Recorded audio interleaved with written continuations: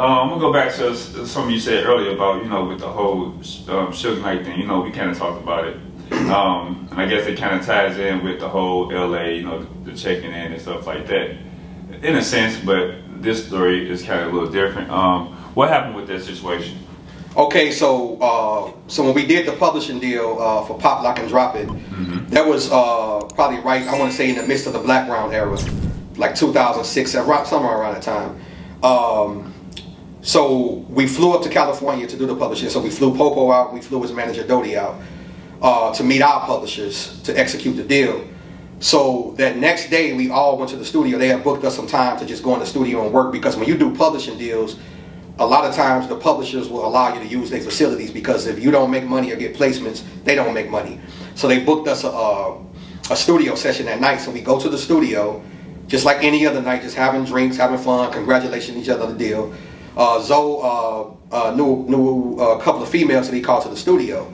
So just like any other day, we didn't think nothing of it. We've had sessions all the time with girls running around drinking. That's just what it was. But that day was different, you know what I'm saying? So these girls come in the studio. I didn't think nothing of it. Dodie didn't think nothing of it. Popo didn't think nothing of it. Zoe. So come to find out, two of the women that were there, I think, if I'm not mistaken, I'm going to say this correctly, I believe that one of them was Suge Knight's girlfriend and his daughter or something like that was there. We had no clue, and we wasn't disrespecting Suge. It was kind of more like barbershop talk. If I'm talking about LeBron, whack, I like AD, I don't like this person, or if I think Jay-Z is better than Nas, it was that type of talk.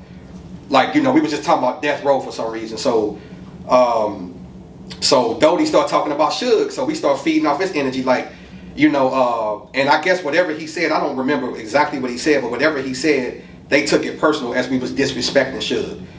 And now that I look back on it, it's almost like they may have felt like we knew who they were, but honestly, we didn't know who they were. So they was like, how they gonna disrespect my man? That's my father right in front of us. So they took it as some type of disrespect. And of course, we wouldn't have probably said what we said, even if we weren't disrespecting them, but we knew they were there. Gotcha. So make a long story short, they end up leaving the studio. And that day, man, I had this energy over me where I was like, bro, let's go. Like, let's go hit a club and let's do something, because usually our pattern was we'd just stay in the studio and drink and work all night and drink. But that day, something was telling me, like, let's go, bro. Like, so we packed it up, everybody left, and we ended up going out. And then that next day, we flew back to St. Louis. So I'm landing in the crib, and I get a call from we go to Rolling 60. So Tylo called me and was like, y'all can't come back to LA. So I'm like, man, this a joke, bro. What the hell are you talking about? He was like, y'all banned from LA.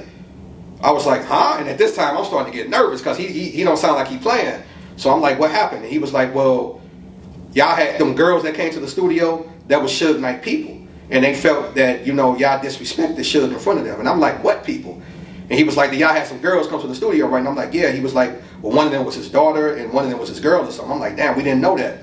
And they said, feel disrespected. He said, y'all can't come out to LA. So I'm still thinking it's a joke. I'm like, bro, come on, man. I'm waiting for him to laugh or be like, we got you, you good. He stayed. He was like, Sham, I'm not playing with you, bro. Like, we gotta figure this out, because until we figure it out, y'all can't come back out here. So make a long story short on that, they end up getting Big U involved. Anybody know who Big U is? He's the man out of California with all, the rival gangs and stuff like that. So Big U ended up getting on the phone, and then we end up having the 60s on the phone, going back to the checking in. They actually was in the middle of working it out to get us in contact with Big U and a couple of other cats that, Suge Knight was affiliated with. So we were all able to get on the phone, squash it. And then I think Suge understood at that point that we wasn't disrespecting him.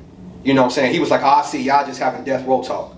I'm like, yeah, man, it ain't like we was in our, Suge Knight, or we'll beat somebody up, or we'll ride on Suge and we'll hurt somebody. Like, it wasn't that. But whatever he said and however we said it, they took it that way. So once we squashed all the beef, everything good, one of the Rolling 60s called me back and they was like, cuz, right when y'all left the studio, Suge and them was on their way there, and they surrounded the whole studio. So he was like, you better be glad whenever you felt to leave, because if y'all would have stayed, they came there looking for y'all. So that was serious, bro. Like, I was like, that actually changed me a little bit, because I'm like, damn, like, I didn't realize that impact. You know what I'm saying? Like, so that was a super turning point for us. We was like, man, we gotta be super safe, Because like he said, that could have been the end of y'all that night. Most definitely. Most definitely, man. Yeah.